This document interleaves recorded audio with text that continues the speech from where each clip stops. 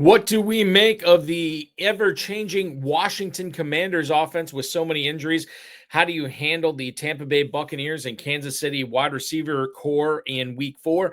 And what is the best way to put yourself in the best position to win an FFPC Main Event or FFPC Big Gorilla Championship for that $1 million grand prize after 3 weeks of play? Once again, this is the High Stakes Fantasy Football Hour. We are pleased to be welcome once again, Stephen LaFountain, the 4th place team in the FFPC Big Gorilla contest, as well as Ferrell Elliott. We've got a great show for you tonight. I'm Eric Balkman. Stick around. Your High Stakes Fantasy Football Hour starts now. Can't stand the pressure. I've seen greater men than me. Broadcast live and heard around the world, you are now watching the most entertaining hour of radio on the planet. Welcome to the High Stakes Fantasy Football Hour presented by myffpc.com with your hosts Eric Balkman and Ferrell Elliott. The High Stakes Fantasy Football Hour is your home for analysis from the best players in the world. And now, because no one else was available, here are Eric Balkman and Ferrell Elliott. Solace in the scripture. Are we not all our father's sons? I became a man. Nobody ever told me what a man was. Good evening and welcome to all you Ferrelliacs and Bulkaholics. This is the latest episode of the High Stakes Fantasy Football Hour presented by the Fantasy Football Players Championship over at myffpc.com. That is myffpc.com. So glad to have you aboard tonight. This is going to be a fun show for sure. You can connect with me on the X at Eric Balkman.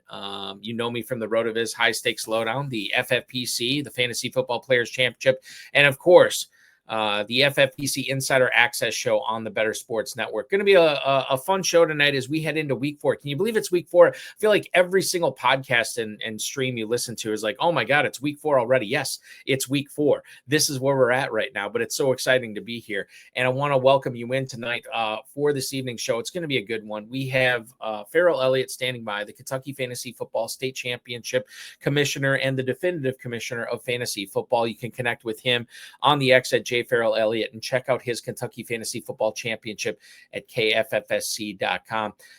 So good to be joined by Stephen LaFountain tonight, coming up later on in the program in about 15 minutes or so. He is the 4th place team owner heading into week 4 of the FFPC Big Gorilla as he chases a $1 million grand prize. No stranger to winning, too, a winner of several FFPC leagues going forward here in the past as well. And he's looking to cash in a 7-figure grand prize here as well. If you want to connect with the show on X, it is at hsffhour. You can email the show at highstakesfantasyfootball@gmail.com, facebook.com/hsffhour if you want to post your questions, comments, queries, quibbles, and complaints there. If you want to send anything to us, go there, or the X post that we have, the chat room questions, fantasy feedback segment is going to be up on the last segment of the show tonight, and we'll get to everything there. I want to shout out our audio engineer and my best friend Bryce, and of course our producer and mutual friend Rob. If you are looking for weekly action in the Fantasy Football Players Championship, go ahead and check out myffpc.com for the FFPC Weekly Challenge. There's no draft, there's no salary cap. Just pick 10 players or 12 players if you want to play with kickers and defenses. You can win up to $2,500. 10, 30, and 100 team contests. Only one player per NFL team there. Keep that in mind as well. myffpc.com is where to go. Remember, if you want Calvin Austin, you cannot have Aaron Rodgers. If you want Jordan Addison, you cannot have Jordan Mason. That is the slant on it. It's basically the carbon copy of our FFPC World Famous Playoff Challenge, which we'll introduce coming up at the end of the season as well. Remember to like this video, subscribe to the channel, comment on the video, share it with your friends, share it with your enemies, and get notified each and every time we go live, which will be coming up Tuesday. And we'll get you up to date on everything we got going on next week on the FFPC families of podcasts.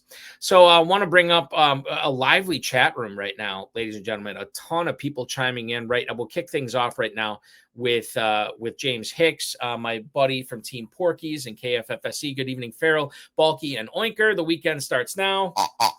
Oinker's very excited for the weekend. and he is hanging out with us tonight as well. James also wants to know, what do we make of Ja'Cory Krosky-Merritt? Is he Ja'Cory Krosky-Merritt, the law firm, or is he Bill, the ambulance-chasing lawyer we see on billboards and annoying TV ads, roster clogger or hold? Yeah, this is an interesting conversation. And I brought this up with, God, who was I talking? I think it was Jack Miller from Established the Run on FFPC Insider Access last night. And I said, and he agreed with me. I said, the proper way to handle this is you go with rostering every single one of the Commanders running backs, from Krosky-Merritt to Jeremy McNichols to Chris Rodriguez. But as it stands right now, you start none of them, agree or disagree. And Jack said he agreed. And I think that's the way to do it. You want to make sure that you have these players on your roster, but you have to wait till these things kind of sort themselves out. Right now, these things are not sorted out. Krosky-Merritt, to me, is not startable on a non-bye week unless you got hit with big-time injuries. He's a player that should be on your bench. Same thing with Rodriguez. Same thing with Jeremy McNichols. I think that's the way we have to look at it at this point right now. So hopefully that helps you out. James, Tom Smith, happy Friday, Balky and Ferrell. Let's get these oinkers oinking. Yeah, they already are oinking as well. And then John Terry. I'm going to bring this up right now because I'm going to bring in Ferrell Elliott in a second. I'm going to bring in my trusty John Terry Las Vegas Raiders chain right now that he gave to me as a gift in honor of Ferrell Elliott anytime we talk about the Vegas Raiders. And quite frankly, since John is hanging out with us tonight, I'm going to bring this on as well. John gave me this gift because we were at Paris Casino in Las Vegas for the FFPC live events this year, and I don't know if John has seen me wear this yet. I'm going to wear it on the stream right now. This is the Parisian beret, the French beret, in channeling the Griswold family in National Lampoon's Las Vegas European Vacation. I have the bulky beret right now that I'm wearing as we answer his question, and I'll bring in our Las Vegas Raiders expert. He is the definitive commissioner of fantasy football. Please welcome into the program, Mr. J. Ferrell Elliott. Ferrell, welcome in tonight. So good to have you on. I'm in full gear. I got the Paris FFPC beret on, courtesy of John Terry. I got the Raiders chain on, courtesy of John Terry. And he's asking us right now what we project for Trey Tucker the rest of the season. Good evening to you, sir. And what do you think about Tucker? What do I think about Tucker? I think I was maybe a year and a half too early, Balky. We were beating the drums for him 2024. He's a wonderful best ball player. It will be very, very frustrating to figure out when you should start Trey Tucker. And those that started him last weekend get a tip of my cap. And in the variety of teams that we have in the FFPC and in the 684 teams we have in Kentucky, I want someone to step up and say they started him last week. But to that point, Trey Tucker's always been a deep threat. He's got a quarterback that can, on selected games, get him the ball. And he's going to be in a situation where the Raiders are going to be trailing quite often, and there'll be balls flying around. The running back's going to get his. The tight end's going to get his. Myers is going to get his. But as long as Trey Tucker can beat the secondary and beat them deep and Geno can get him the ball, you could have some plus games. But, what you said earlier about bye week situations for Krosky-Merritt, there is your Trey Tucker situation as well, I think. I'll bring this up in regards to Trey Tucker. Dante Thornton was a darling of a lot of people during drafting season, and he has failed to show out thus far. And quite frankly, he's a rookie. He shouldn't be showing out this far. You have Jack Besh and Jacoby Myers, who I think are a duplication of skills. You have Brock Bowers, who's hobbled right now. Who is the guy that's on the field a ton? Who is the best field stretcher on that team? Not only is this guy a lid lifter, Ferrell, but I think Trey Tucker has a role on this team just in normal passing situations. And I think that's something we couldn't say about Tucker in years past, and we could say it about him this year. I went heavy on him in a few Kentucky leagues, a few private dynasty leagues. I definitely needed him in a couple of private dynasty leagues as well. So we'll see what happens there with Trey Tucker. Adam Hahn joining us tonight. Apparently, Philadelphia Eagles pass catchers are fantasy relevant when a team gets to build a double-digit lead on them. But how many teams can do that? And I think this is interesting to bring up, Ferrell. We were very excited to see, or at least I was excited to see, what A.J. Brown could do for me this past week. But it took the Eagles getting down 19 to the Rams. And Devonta Smith, he was involved, but not heavily involved. And Adam brings up a good point. If this is what it takes for the Eagles pass offense to come alive, how many teams are going to get up 3 touchdowns on Philly this season? I don't see it. No. That passing game is exactly what it's going to be last year. And there's one guy that runs it. It's A.J. Brown. Smith contributes. Goddard when he's healthy. That's what it looks like. And as long as Barkley is approaching the 5 yards of average carry, and as long as the tush push is legal in the league, that's what you get when you get involved with Devonta Smith. And that's why, as Balky, I know you have an intravenous drip to Darren Armani and all of his information. And that is why you could tell us that Devonta Smith never moved much further. Was it a 6th-round draft pick? And now on a roll back. If anyone in Jack Beck's camp is listening to the aspect that you said he had interchangeable skills with Jacoby Myers, you just made Christmas for him in September. How sweet it is that that could be. And speaking of Christmas and gift giving, Balky, right now I have you at 2 gifts from John Terry. The commish down here in Kentucky, we have 0 gifts from John Terry. 0 gifts from John Terry. But I love the John Terry. John Terry showed up in Kentucky for his first trip this year and was an absolute perfect gentleman. Perhaps we can attribute that to his being with his running buddy Biplab, but he was a pleasure to have, and I can't wait till he returns. Yeah, Biplab Mandel, John Terry, both top 10 in the KFFSC main event heading into week 4, which is awesome. For sure that we're seeing that so far this season. And as John said, too bad week 3 doesn't pay out. Yeah, it's a long way to go.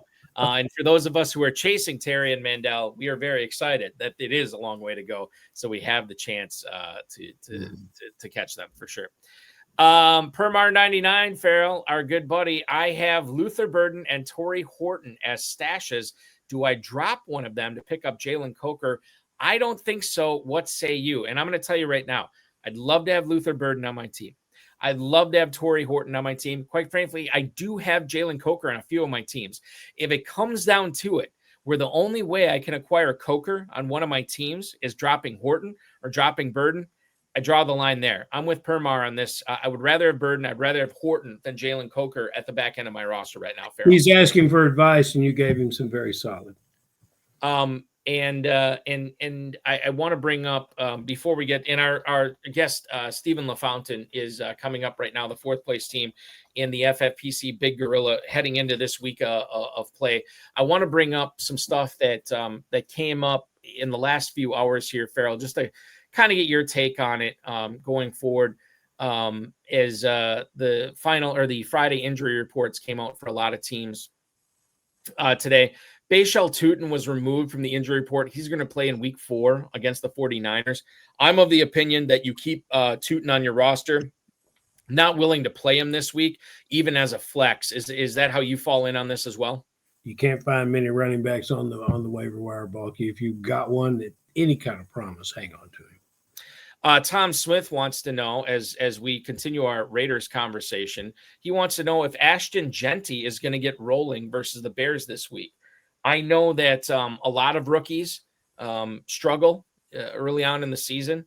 We have seen a lot of rookies, more so wide receivers, but it's happened with running backs, Ferrell, pick it up at the end, the back end of seasons, the second half of seasons. I don't think we're going to have to wait too long for Genty. I do think he has a nice game this week. I'm looking at 15-plus fantasy points, maybe even 20. So I'm betting big on Genty this week.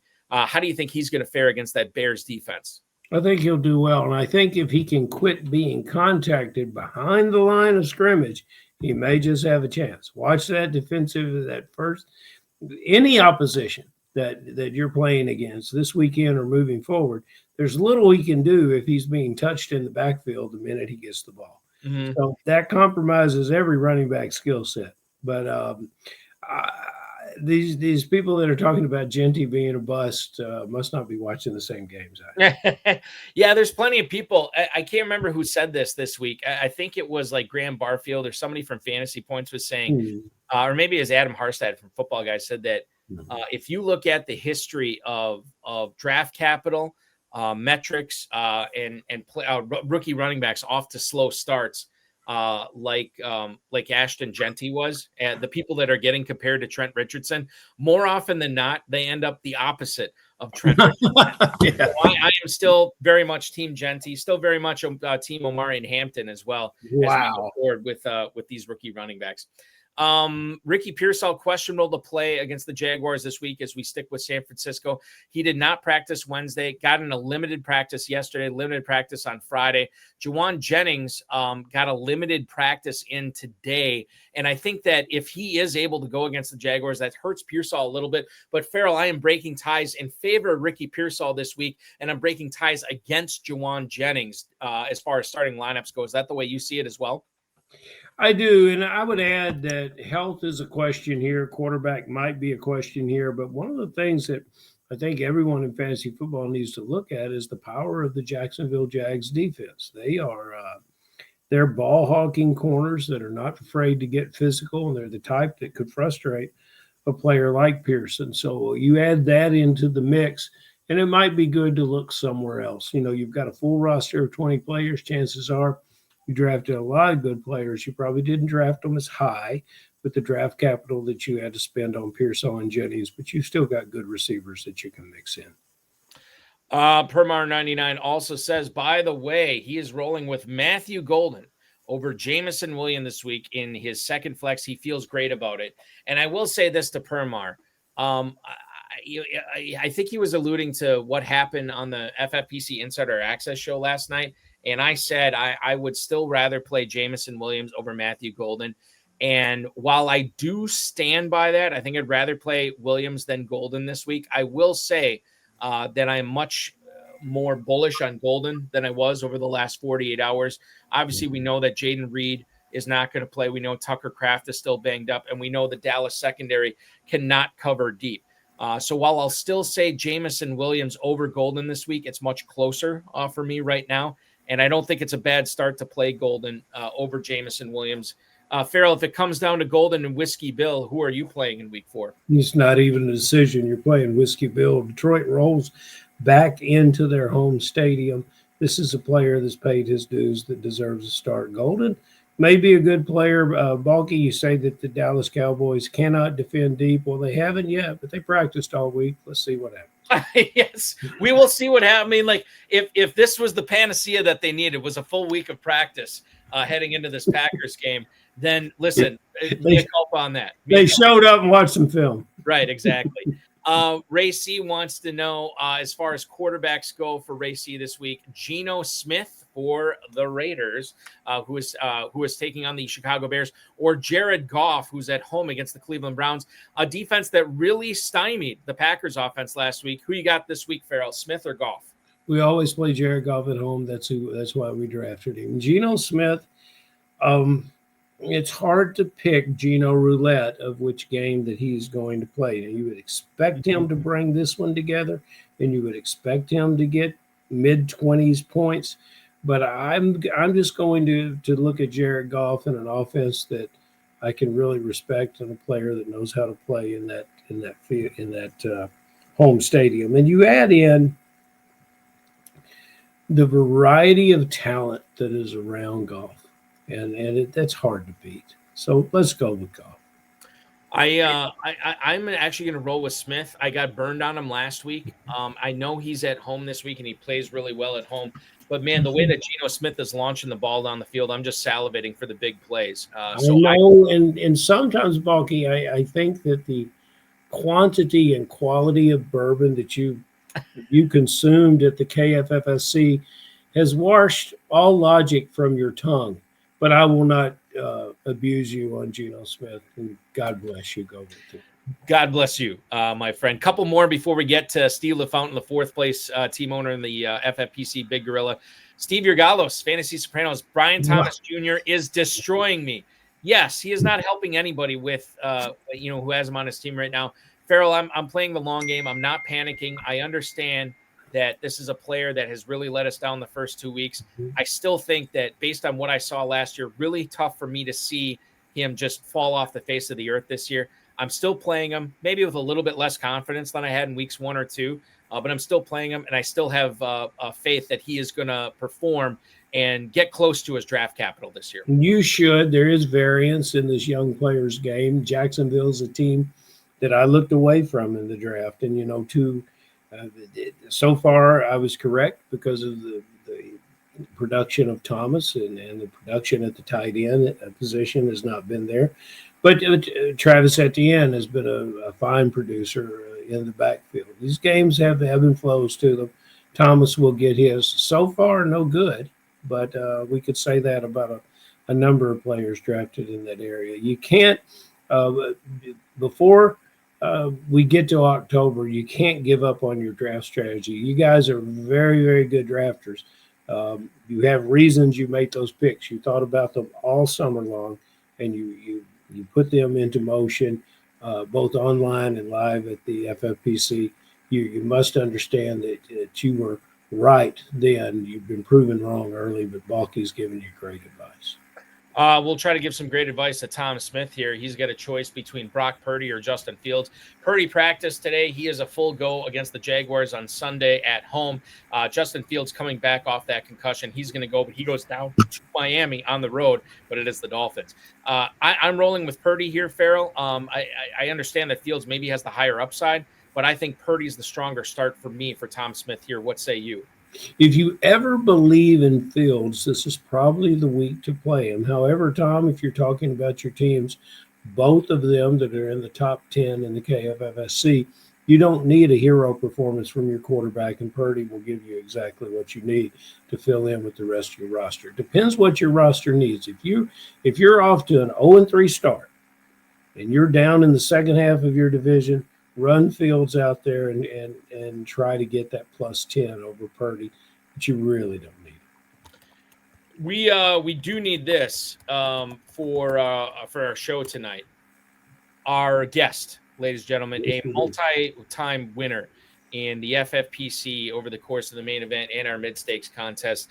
Speaking of our mid-stakes contest, he currently sits in 4th place overall in the FFPC Big Gorilla heading into week 4. He's got a heck of a team, and he's going to join us tonight to talk about that squad, his other teams, and so much more going on in the FFPC.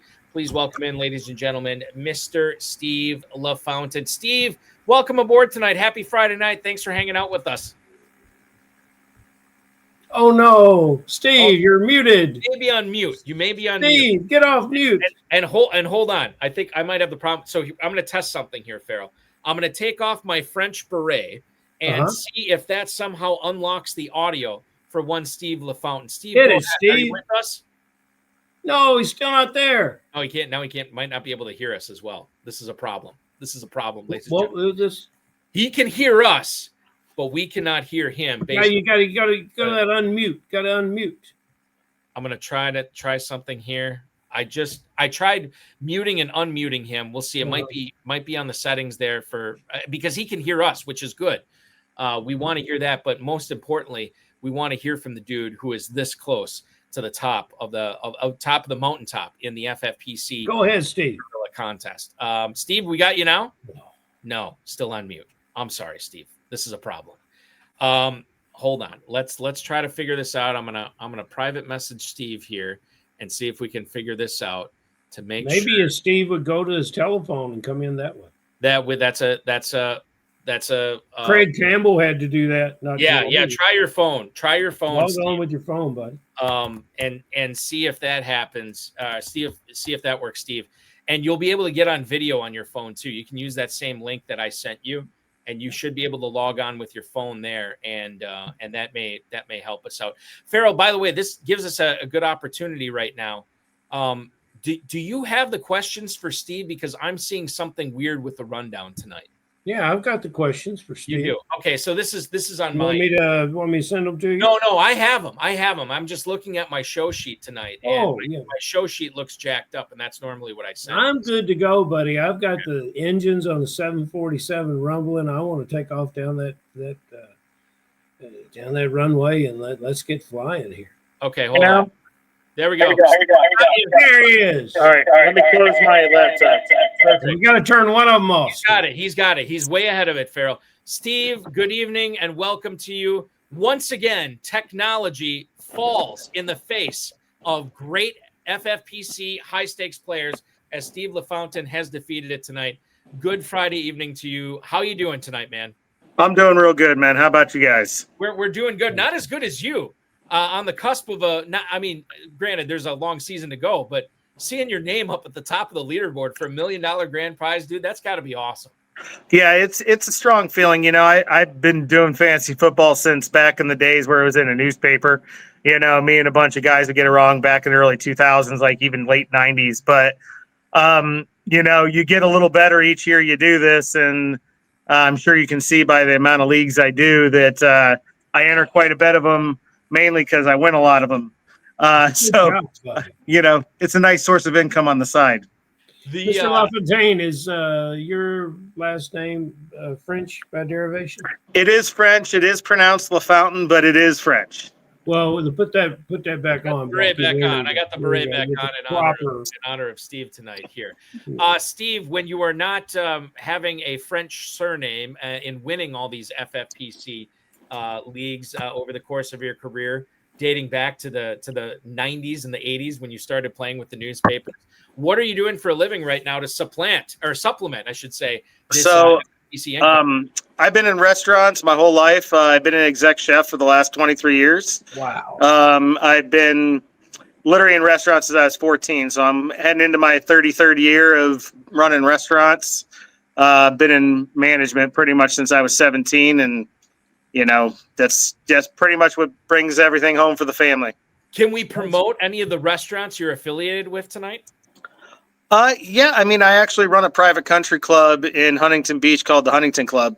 We can break in there, Balky. Currently right now, but you know, I used to work with some main name places like Mastro's back in the day, and you know, I was there for like 6 days, and you know, you just like fantasy football, every year you do it, you get a little better, right?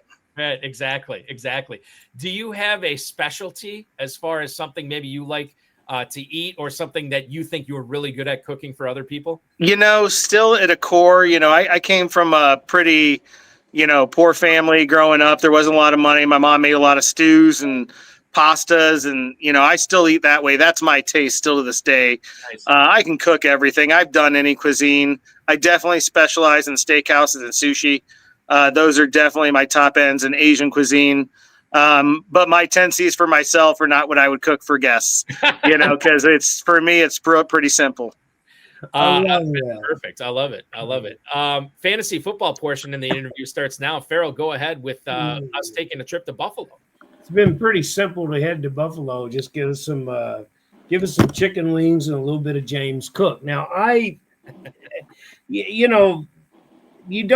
my first thoughts when we got to this question was to say, well, James Cook has been wonderful. 20 carries each game since the Baltimore game. And in Baltimore, when he didn't run the ball that well, he caught passes.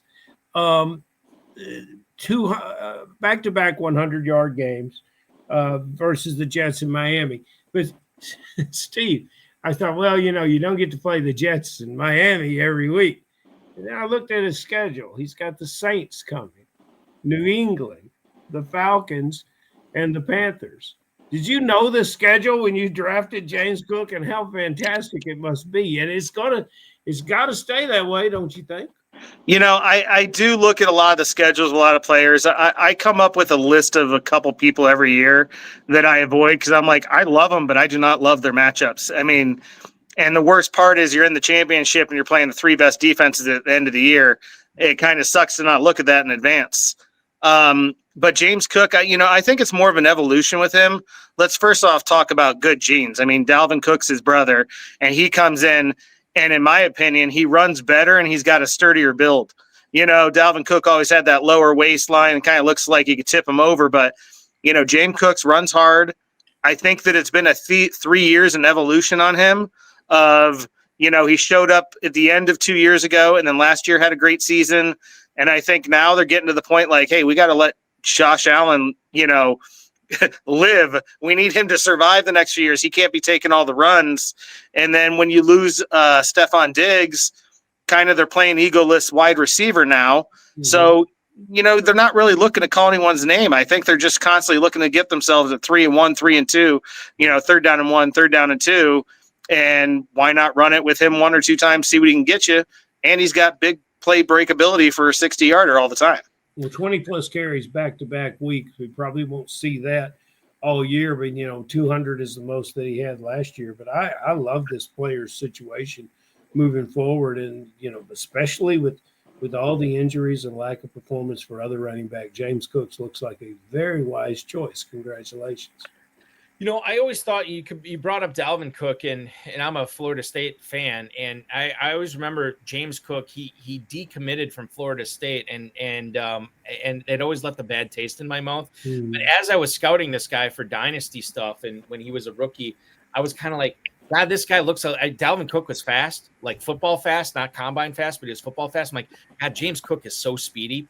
And I'll be honest with you, I thought that was his main calling card, but he has shown me a well-rounded game over the last few years. Mr. Newkirk brings up something very important. He says that having the MVP as your quarterback helps, but he also the various motion that's going on and what those linebackers are doing for the opposition, and all that movement back and forth has got to make it beautiful for a running back, because there's guys moving around on defense that are looking at a lot of different things when they play this team, as well as that MVP quarterback who can tuck the ball and take off. So, yeah, it's a good situation. I think fantasy players were too much concerned about James Cook's contractual status through the early months or through the late months of I think the biggest upside I saw last year that really sold me on him this year was how many times they actually started giving him doing in the red zone and stopped running Josh Allen as much. Yes. Yeah. So when I saw that, I'm like, you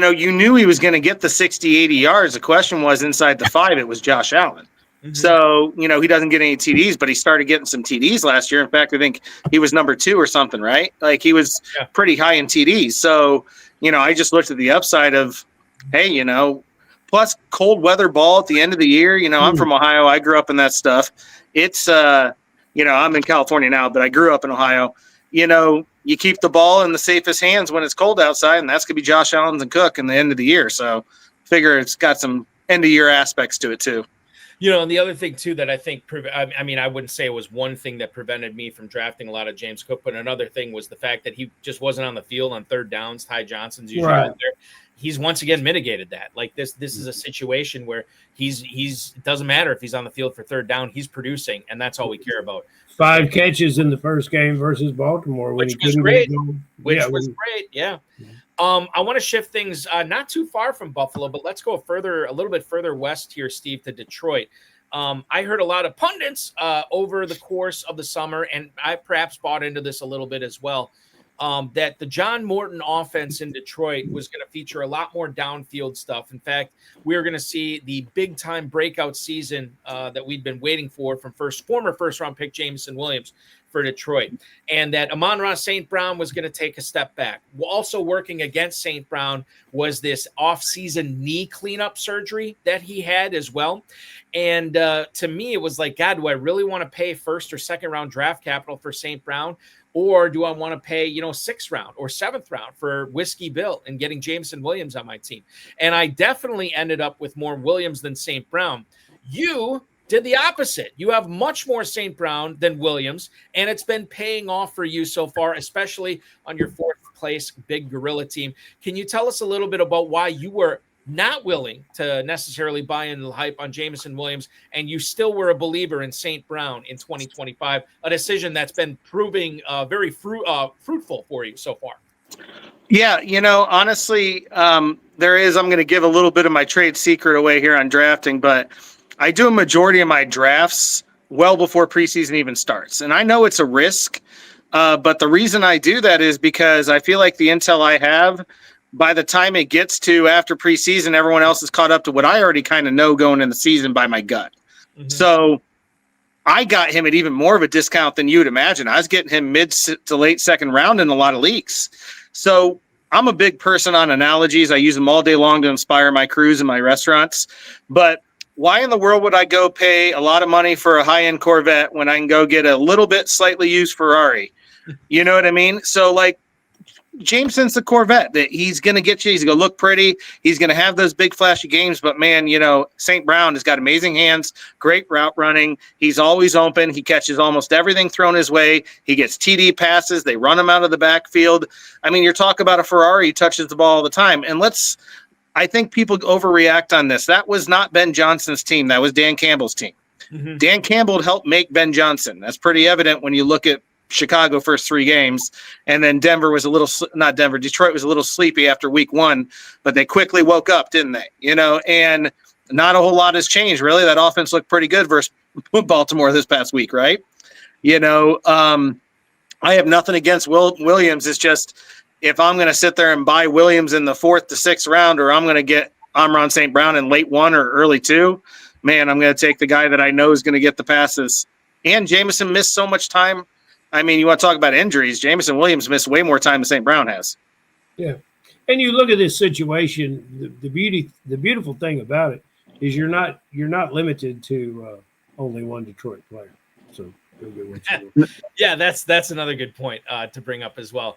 Guys, I want to bring up a question from the chat before we move forward here, and it's from Corey Walters, hanging out watching us on YouTube tonight, and he wants to know, and I'm going to throw this to you first, Steve, as far as getting your thoughts on this. What is going on with Sam Laporta right now? So if you look at Laporta's stats over the course of the first 3 weeks of the season, and I think we have to throw in there. Let's add some context on this. Like, Detroit went absolutely crazy against Chicago, and then against Baltimore, they put up a lot of numbers. So it's not like they're, you know, just scuffling along. They're doing numbers here. Obviously, week 1 was kind of the outlier against the Packers, only scoring 13 points, but 52 against the Bears. 38 against the Ravens. This is an offense that's doing numbers. And if you look at Sam Laporta so far this season, 13 catches over 3 games. He's got 138 yards over 3 games, no touchdowns. Not the end of the world here, Steve, but can you give some hope for Laporta Laporta owners going forward, and what you think has been his biggest problem going forward in the first 3 weeks of the season? Yeah, I mean, that one just kind of, I think it's just bad timing. I think people living a little bit in the past of his rookie year, you know, let's look at it. In rookie year, there was no Jamar Gibbs. They didn't have Montgomery, or he had just came in. Jameson Williams was still out. It was just Amon St. Brown, and Dan Campbell had just gotten there. They were starting to figure things out. They weren't really it. I think it's more of a product of, who do you want him to get the ball? Do you want Jahmyr Gibbs? Do you want St. Brown? Or do you want Williams? Or do you want to check it down to a tight end for 5 yards? I mean, you got big play capability in Montgomery and all those guys. There's no need for them down in the red zone because they can run. Like, why do you want to check out for a 5-yard pass when you can run it for 5 yards with one of 2 great options? You don't have to check it down to Laporta, in my opinion, anymore. And then, you know, the stuff we never know. Maybe the guy's just not the same after having his knee blown out. You know, I mean, maybe they don't want to put him in those positions. Maybe they're still being cautious. Maybe they want to turn him into game script, like the way Kelsey is used in the end zone eventually later in the season. They don't want to show their hands early. Mm-hmm. I'm not saying he has no value, but, you know, you're going to pay a high price to get him in the earlier rounds when you can get someone in the 12th and 14th round for the same value, in my opinion. And you're dealing with a quarterback that goes through his progressions and does not, as you say, does not check down. He's looking for that 4th and 5th option. Yeah, he wants that big play. Yeah. And let's be honest, if you had to choose, are you going to throw it to Laporta 4 yards down the field in coverage, or are you going to throw it to Gibbs in the backfield with 1 man in coverage on him? Mm-hmm. I'm going to Gibbs because I'm pretty sure Gibbs going to probably break that. But I think at the end of the day, we're going to see Laporta pay just about what he should pay, or give us just what he should give us for his draft capital, but not beyond that. Yeah, I don't think he's going to excel. Here's another tight end I got to talk to you about draft capital. And it's this matchup with Baltimore and Kansas City this weekend. is difficult for me to realize that one of these teams is going to walk out of this 1-3. And these are my 1 and 2 teams from the AFC to play in the Super Bowl. And I still love watching these teams, and I like what lays in front of them, especially with Baltimore in this division. But let's look at Kansas City with the tight end situation, and that's Travis Kelce. The team came alive a little bit in the second half of their last game against the Giants. And we all saw when Kelce had a good game and was ready to score a touchdown, how the ball bounced off of him and became an interception. Do you think what we're seeing with Kelce is indicative of what's going to be forthcoming? Or do you think we're going to get production that comes back into historical numbers for him, which would add up to 90 or 100 catches? No, I've loved Travis Kelce. I love everything about him. He's an Ohio boy, just like me. He plays hard, does everything hard, but he's at the end of his career. He's focusing on getting married. It's the end of the road. They've already won multiple Super Bowls. They've done everything. I'm not saying the love luster is there, but he's going to be gone in the next year or two. Mahomes is going to keep going another 5-10 years. That team needs to figure out how to play without him. And I think that right now they're trying to figure that out a little bit. I think he's going to still have some key games. I think when it comes to the playoffs, the court's going to always have those games where he just goes off. They will come intermittent. But I think that where you're relying on him for 8 to 10 catches for 85 yards and 1 or 2 touchdowns are over. Yeah. And it sucks because I think he has it, but I think there's mentally something going on, whether they'll admit it or not. But I mean, that first pass thrown to him where on this last game where Mahomes literally missed him, they are not in sync the way they used to be. They had a couple connections in that game, but man, that was eye opening. He was 5 yards off where he was supposed to be. One of them was either Mahomes or Kelce, but something's not just jiving the way it was. And maybe it's because the team's told Kelce things we don't know, like, hey, you're not going to see as much play. We need to see what this team looks like for 2026 and 27. I wouldn't be surprised if this is Kelce's last season. The other aspect that we bring up, and Corey Walters brings us up on YouTube right now with Noah Gray. Is he the next great tight end in Kansas City, or do you think they're going to look elsewhere for the second half of Mahomes' career there, Steve? What I saw in the last game, it looks to me like they're trying to see if he's got it. Because the routes that Kelce normally got, they were going to Gray. And it was kind of that roll. I mean, whenever you have that rollout to the right, and then did you see the split image of the exact route running that Kelce does, that one where he steps in and he steps out and he's kind of open and he has 5 yards to roll to his left? Did you notice Gray on the next series did the exact same play route? Yeah. I mean, I don't find that as coincidental. I think that's, can you do what Kelce does? Mm-hmm. So I think they're trying to see if he is. And if he can't, then yeah, they might be in the market for one, or they might just go into the field of Iowa and draft one like everyone else seems to do. There's things I liked about Kelce's foot movement and route running that I did see in the end of that Giants game. It's like he came alive. There's a whole lot of players that seem to be ghost walking in the Kansas City Chiefs right now. But I agree with you. It's since we got Travis Kelce this season, we better be glad we got him because he's a pleasure to watch play football. But I don't think Noah Gray can step into those shoes, and I don't think many tight ends can. So. It'll be tough, but the other thing too is you won't have the pressure of Gray won't have the pressure of having to be the guy if Thornton keeps playing the way he does, and Rashee Rice comes back and Xavier Worthy keeps showing out. Like Gray can just kind of be who he is, and that'll be plenty. In that Kansas City offense. I want to focus it in on week 4 for this next question here, Steve. And Mike Evans not expected to play this week for Tampa. Chris Godwin officially listed as questionable on the final injury report for the Bucs this week. If we look back to last year in those games that Evans and Godwin missed when they didn't have Emeka Egbuka, and I'll admit that right away, Cade Otton was really, really good. You think this is a Cade Otton week against Philly? I would love to say yes, but, sometimes you got to admit when you draft some things wrong, and I drafted him in a lot of leagues as the late pick. So did I before the season, before McMillan's injury. I had Jalen McMillan in a lot of leagues too. I think he's going to see some volume, definitely, because there's injury. But, they were already starting to get Tez Johnson, which I think people forget how amazing he was in Oregon. And on top of that, you still got Sterling Shepard, who is a veteran, knows how to get open in the slot. I don't think it's going to turn into a Cade Otton game. I think what you might see is full throttle. What can Emeka Mbeka do? You know what I mean? Like, can the guy get 15 catches for 220 yards and 2 touchdowns? I think we might find out this week. I think they're going to just go at him. I think the Cade Otton will definitely see an uptick in some passes from what we've seen the last few weeks. But, man, I was expecting a lot more production after him in the first 3 weeks. But true transparency, I've already started dropping a few leagues because I just don't see it turning around. Because if he wasn't getting it early in the league with Godwin out and Mbuka being a rookie, I don't see how if Evans returns and Godwin's healthy and you got Mbuka, I don't see where he sees any more than 4 or 5 targets a game.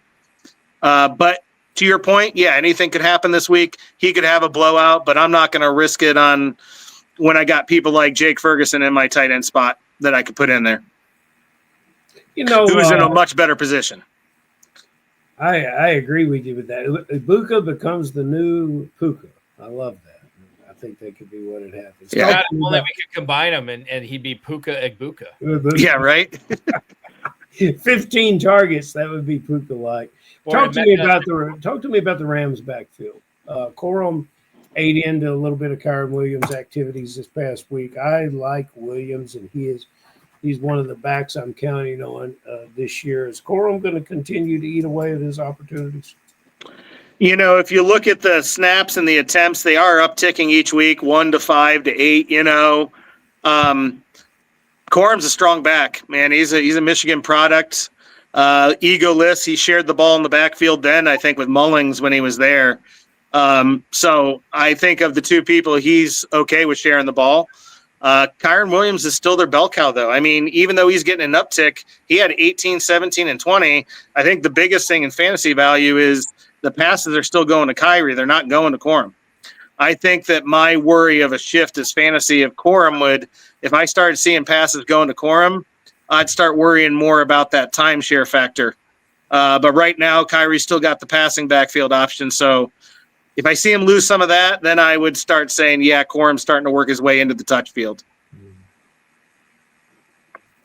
I have to ask in regards to the Raiders situation and I don't want to make this into a Raiders show as much as Ferrell would love that. I know you have Jacoby Myers on. Do you have him on your 4th place team right now, Steve? I don't know if you do. I know you got him on a bunch of teams. I probably do because he was always there in that 7-8 round when I was like, man, like this could be a number 1 receiver in the late rounds. And I like Geno. And I think Geno does Geno things sometimes, but for the most part, he can complete it to his lead receiver. But I'd have to use my phone to pull it up, but I can't do it right now. Don't worry about it because you can answer this question without pulling it up. Trey Tucker put up 40-plus points last week, as we all expected. So in regards to what we saw from a breakout of Tucker, I'm of the belief that he has a significant week-to-week role on this team. How much do you think what he did in week 3 carries over? And I'll just put this out there right now. I think Trey Tucker's best game of the year was this past week. I don't think he does anything better than that, but I do think he has these good games. How much do you think his role eats into the production of Jacoby Myers on this squad right now? I don't think it's going to hurt it that much, honestly. In true transparency, the way that the line is blocking for Genty, they just might be going more passing. That's not on Genty right now. Genty's looked good in some moments when he does get the ball, but to your point earlier, he's getting hit behind the line a lot. But I mean, I think it's more of sometimes like people forget about game plans. Brock Bowers is hurt. They're not trying to hit him. I'm going to say easily that I think Trey Tucker had 9 targets on this game. Probably 4 of those targets he got were because Bowers wasn't getting them because they were trying to keep him safe. So I think he got 4 more targets than he probably ever will get. I mean, and Bowers got hurt in that second game, so he kind of got some more at the end of that game too. I think he's still a safe 6 to 7 targets. I think he might get you 5 receptions. If he pops one off for a long distance, maybe 80 yards. But I still think your touchdown options in the red zone, for the most part, are going to be in order. Jainty, if they can get the running going, Bowers, obviously, and Jacoby. And I mean, are you going to take a 5'8" guy, or are you going to take Jacoby Myers in one-on-one? I mean, I'm taking the bigger guy one-on-one in the red zone. So I think the big play capability for Trey Harris just worked. Trey Tucker worked out this week. He just had a good week, I don't think it eats into it too much.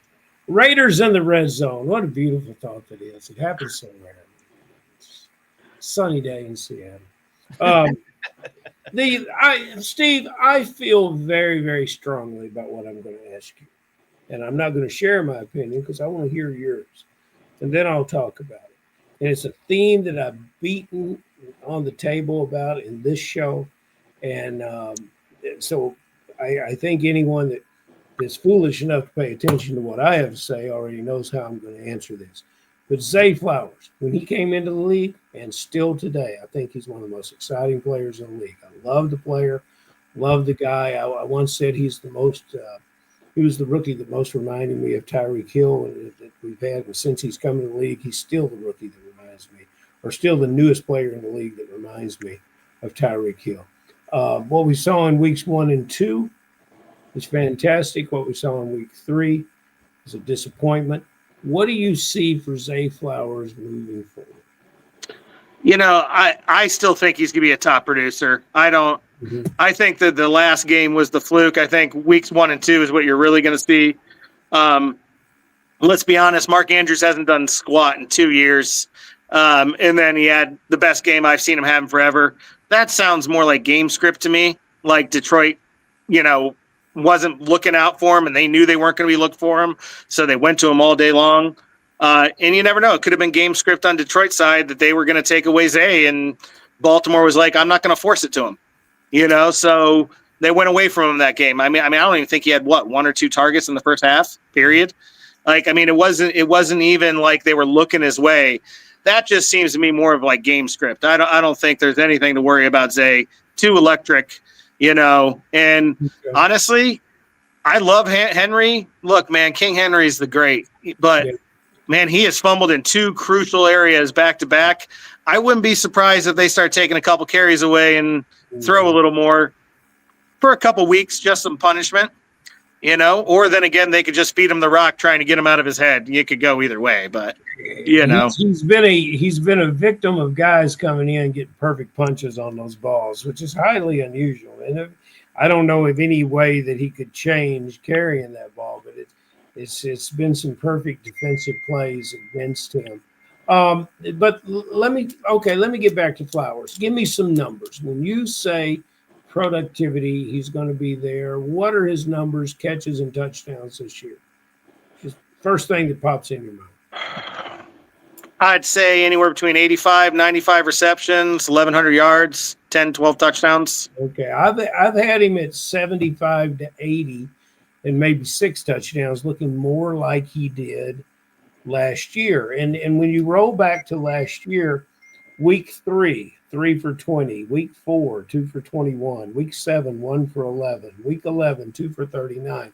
Is the inconsistency and the variance of this player, I think, plays into the hands of your quarterback who can extend the play and give opportunities for many, many receivers to get open downfield. And what you just said about Tucker and Myers, one of the things that you see there is the big-bodied Andrews.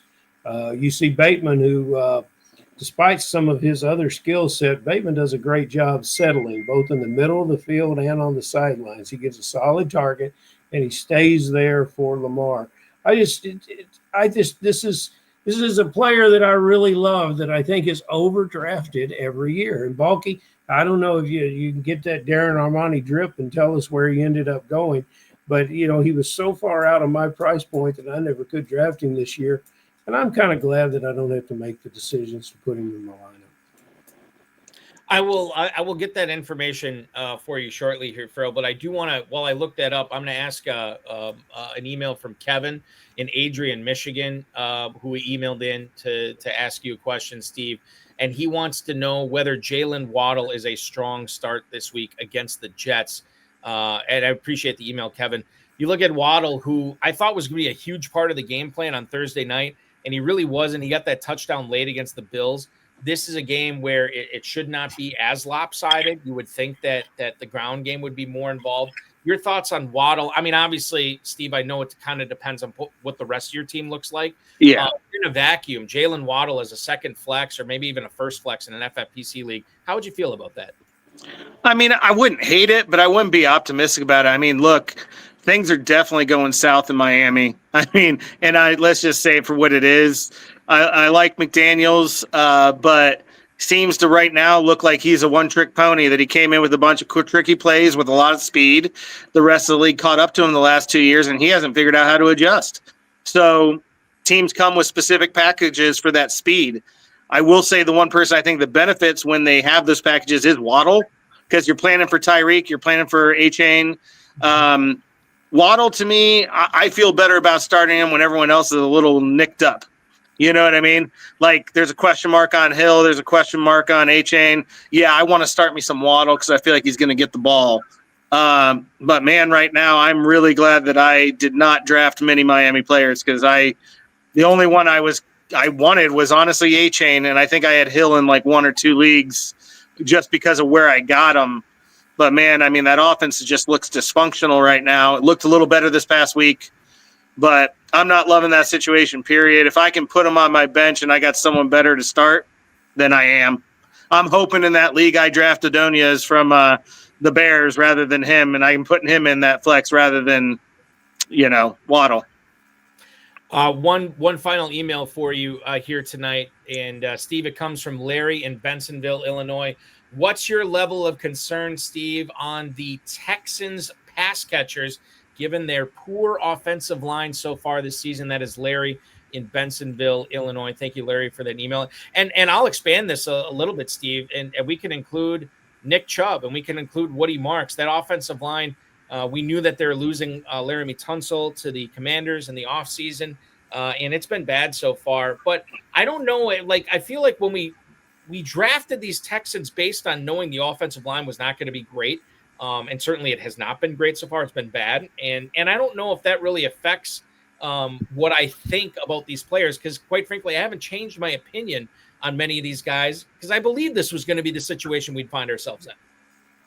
Yeah, I can't figure it out. I mean, true transparency, I didn't have a good feeling about that offense, so I didn't grab them in any league. The only player I grabbed was Chubb super, super late because Mixon had the flag on him, the injury, and look, Nick Chubb, before he got his knee blown out, was a stud. Yeah. But, man, I mean, you talk about the digression of Stroud the last 2 years. He has not looked the same. I mean, Nico Collins is almost valueless if it wasn't for that long pass at the end of the game in the last one. I mean, he's not getting anything. I don't think it has any factor to do with Tank Dell being out at all. I don't think it's because they don't have the speed option. I feel like the play calling is just dismal right now. Like, they can't figure it out. I don't know why they can't figure it out, but I mean, I'd stay away from. I do a lot of like FanDuel and DraftKings. I haven't started a Texan guy yet, not once. And that is because there's no way I'm going to put money on them. So, transparency, I stay away from them. It sucks, too, because there's a lot of talent there. I mean, let's be honest. Nico Collins is great. Product out of Michigan, great hands. When Tank Dell was going, Stroud out of Ohio State, they all look like all the perfect makings that first year, right? Mm-hmm. But, man, they didn't look too great last year, and they look even worse this year. So, who knows? Was it the first year Stroud just was figuring the league out so quick and they've adjusted? I don't know. But I would definitely be afraid to play him. Anyone on the Texans. Well, I think you might have leaned into a little bit to what I wanted to ask you about because, I made the gutsy move of announcing that everyone should bench Pittman in week 2. My favorite wide receiver. And I said he would put up 12. He put up 8. Then last week he got back to 20. Bulk, did you see how I got that in there? That was smooth. But nicely done. In this week 4, you talked about a couple of guys. See if you can give us one more that should be set on the pines. A guy that typically would be played based on draft capital. And then give us this week's Trey Tucker. Give us a guy that should get an opportunity to play and be put in rosters. I've been working with my lineups. I think I have a couple that would not be the chalky pick. So give us one that's the not chalky pick and make you look really smart. Well, definitely the guy I wouldn't start is Jamar Chase. I mean, that offense looks awful without Burrows. And that hurts me because I drafted Burrows in half my leagues, and luckily I had a good backup in a lot of them. But, I mean, you want to talk about dysfunctional last week. I don't see it getting any better playing in Denver. You know what I mean? Jamar Chase, he may get 6 or 7 receptions. It might be for 13 yards. Like, I just don't see. So I would definitely not. I know it's crazy to bench your number one starter, your number one pick, but I'm not starting Chase if I don't have to. You're not starting Higgins either. Yeah. But the guy that I like, you kind of already mentioned him a little bit earlier from what I saw in that game. I think KC is starting to try to figure out who else they got. And I think on those 2 plays back-to-back with Tyquan Thornton, man, like that was electric on those 2 plays to the point where he didn't catch the one. They're like, let's do it again. And then he brings it down. I mean, they might throw this ball up deep to him 4 or 5 times. It's going to be everyone else has been able to throw all over Baltimore. Why not KC? And I think they're going to see what they can get away with it. This is one final question, Steve. I know I said we were done, but I want to throw this out there because it's getting some discussion in the chat right now on YouTube. Ray C, Xavier Worthy this week, who is at home against the Ravens, or Jordan Addison, who is making his season debut across the pond in Ireland Sunday morning against the Steelers. Who would you rather play between those two? Addison's completely healthy, right? As far as we know. Not on the injury report at all. They're playing They're playing the Steelers, right? In Dublin, yes. Yeah. That one, man, I feel like they're figuring things out. I think it was way too early to crown McCarthy, in my personal opinion. I think they were stupid. They should have kept Arnold. They really should have. They should have kept him and let McCarthy grow underneath him. He already missed a year for injury. Again, I love McCarthy. He's a great Michigan product. He's a great kid, but he needs some time to learn. I see him more of like an Aaron Rodgers, needs 2-3 years, kind of see how it is, and he's going to pick it up, be really good. That said, Wentz, I feel like he's probably already picked that offense up. We have yet to see a big game out of Jefferson, and I feel like it's coming, and this might be the week that Jefferson blows up for 11 receptions, 125 yards, and a TD or 2. That being said, I don't think Addison just goes ripping. But on the other side, everybody looked better than Worthy, in my opinion, in the last KC game. They're throwing it to Juju Smith. They're throwing it to Kelsey. They're throwing it to Gray. They're throwing it to Tyreek Thornton. I mean, it looks to me like they've already given, Xavier Worthy his shot in the first week or 2, and he didn't really capitalize because of the injury. He was out, right? They were going with Hollywood Brown. A shoulder surgery, I've had 3 of them. I've had 3 shoulder surgeries in my life. Separated shoulder is not a small thing when you jam or anything like that, or it hurts.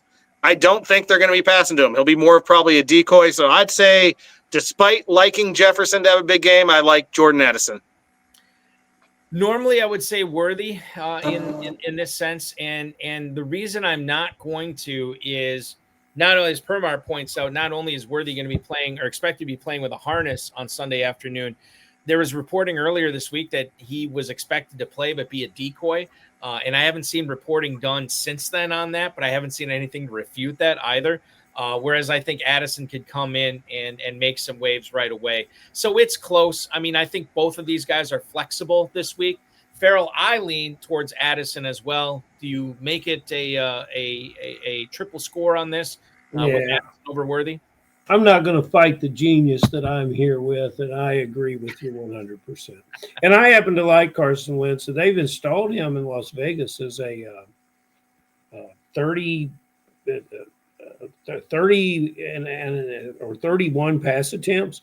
If he throws the ball that much, there's going to be plenty for Addison. We may have lost Steve. I'm not sure what happened there, and I do. Steve said, "The hell with this." He was contracted until 11 p.m. and he's like, "Look, I'm out." which could be the case. If he pops back in, we'll definitely bring him on. But in the interest of we're already over time here, Ferrell. What you call an Irish goodbye there? Yeah, he might have Irish goodbye in honor of the Dublin game on Sunday as well. That's non-zero chance of that. Ferrell, KFFSC.com is where to check out the Kentucky Fantasy Football State Championship. I want to thank you for all your contributions tonight. And going forward, we will be live again this coming Friday night at 10 p.m. Eastern time when we usher in the bye weeks. And I know we'll have a bunch of new questions from all the viewers that night on some tough start and sit and quite frankly, player acquisition questions as well. Be good. Enjoy your weekend. And we'll talk with you again next week. See you, Buck. That is Ferrell Elliott, ladies and gentlemen, and this has been the High Stakes Fantasy Football Hour. I want to thank Steve LaFountain, the FFPC, Ferrell, Rob, Bryce, and, of course, each and every one of you. We will be back at 10 p.m. next Friday night. Do I have a guest for that yet? I'm looking that up right now just to make sure. Yes, we do, and it is the 5th place Big Gorilla team owner, heading into week 4, Mr. Jason Coe will be our guest next Friday night. Breaking news. I'm just finding this out myself right now. So he'll be joining us at 10 p.m. next Friday. In case you missed the RotoViz High Stakes Lowdown this past Tuesday, had a fun little conversation, which you can always check out, 10 p.m. Eastern time.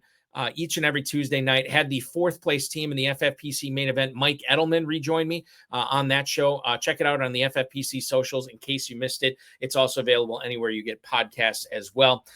This coming week on the RotoViz High Stakes Lowdown, we have the 7-time FFPC champ Ted Rokas making his return to the program. That's going to be a lot of fun. 10 p.m. on Tuesday night. Last night, the Better Sports Network was live with the FFPC Insider Access show. It was myself and Jack Miller from Establish the Run for 2 full hours of fun. That was a lot of fun, great time, and we'll be having a lot of fun for 2 hours next Thursday at 7 p.m. Eastern time with one of my favorite guests, C.H. Herms from Optimus Fantasy. Can't wait to talk to that dude again, and that will be at 7 o'clock on Thursday. FFPC Weekly Challenge is live. No draft, no salary cap. Just pick 10 players or 12 players. If you want to start kickers and defense as well, win up to $2,500, 10, 30, and 100 team contests, only 1 player per NFL team. If you want Addison, you can't have Carson Wentz. If you want Xavier Worthy, you cannot have Isaiah Pacheco. MyFFPC.com is where to go for that. For Steve LaFountain, for Ferrell Elliott, I'm Eric Balkman. This has been the High Stakes Fantasy Footballer. Remember to like, subscribe, comment on this video, share with your friends, share with your enemies, and get notified each and every time we go live. Your weekend officially starts now.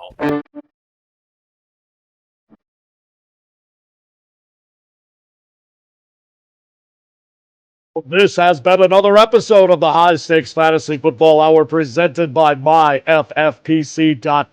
It was broadcast live and was watched around the world. Balky and Ferrell will be back next week with more analysis, more interviews, and more advice from guests much smarter than they are. Thanks for watching, and we'll talk with you again next week. One final piece, and I know I've mentioned this a couple of times on the show, but I want to give this as a final reminder. Steelers and Vikings will kick off at 9:30 a.m. Eastern time on Sunday. Set your lineups on Saturday night or very early Sunday morning so you make sure you have those Steelers and Vikings started or maybe more importantly benched on the leagues you don't want to have those players going. And for that 10 a.m. Eastern time waiver wire, Steelers and Vikings will not be available for that. So make sure that you are not counting on acquiring a kicker, a defense, or anybody else from those two teams and have fun in week 4, a quadruple header on Sunday with Steelers Vikings kicking it off. Then you get the 1 o'clock window, the 4 o'clock window, and of course Sunday Night Football with the Parsons Bowl in Dallas, Texas with the Packers and Cowboys. Very excited for that. Thanks so much for watching, streaming, listening, everybody. Be good, and we will talk with you again next Friday.